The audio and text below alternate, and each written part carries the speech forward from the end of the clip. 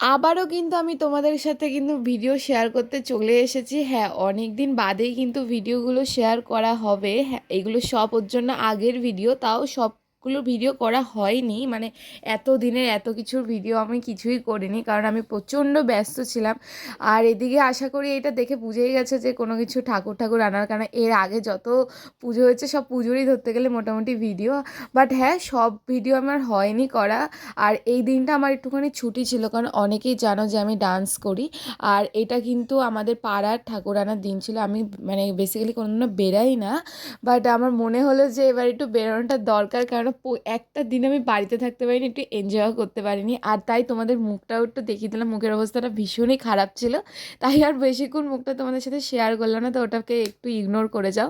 আর এদিকে কিন্তু সবই ছিল হচ্ছে আমাদের পাড়ার প্রতিবেশী, মানে সব পাড়ার লোকই ছিল। আর এদিকে দেখতে পাচ্ছি, আর আমি কিন্তু এসেছিলাম ওই বৌদিটার সাথে, যে বৌদিটা নাচছিল এই বৌদিটার সাথে এসেছিলাম।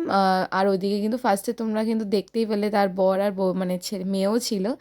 আর কি বলতো, সত্যি কথা শোনো, মানে একটুখানি এনজয়ের জন্য এসেছিলাম। বাট কি বলতো, মানে আমি তো কারোর সাথে সেরকমটা মিশি না, ওর জন্য না পুরো একদম বোরিং ফিল করছিলাম লাস্ট ফিনিশিং। তো যাই হোক, তারপরে একটুখানি ভিডিও টিডিও করছিলাম, যাতে তোমাদের সাথে আমরা একটুখানি নেক্সট টাইমে একটু শেয়ার করতে পারি। আর আশা করি আমি এখন থেকে আগের মতনই তোমাদের সাথে মানে কম বেশি ভিডিও শেয়ার করব, চেষ্টা করব প্রতিদিনই কিছু না কিছু ভিডিও দেওয়ার আর তোমাদের সামনে নিয়ে আসার। তো ভিডিওটা ভালো থেকে একটা লাইক করে দিও।